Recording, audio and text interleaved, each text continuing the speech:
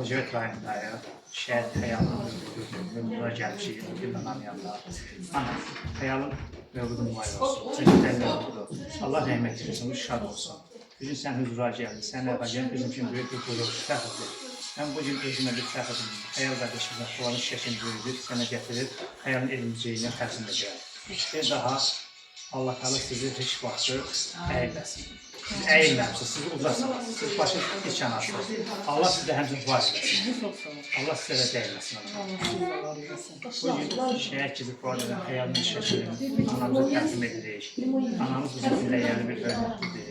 Ona görə bütün analar hamısı bizim üçün dəyərli hörmətlidir. Gücümüz çatdıqca hər bir ananın yanına gedirik, gəldikdə, gələcəkdə. İnşallah gələcəkdə has analar görürsə, istəyərsə, övladların şəkilini atsınlar ki, biz böyüyək, atalar şəkilini bunları təbliğ edək.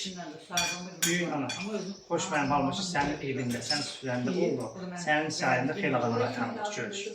Allah sən bala rəhmət etsin.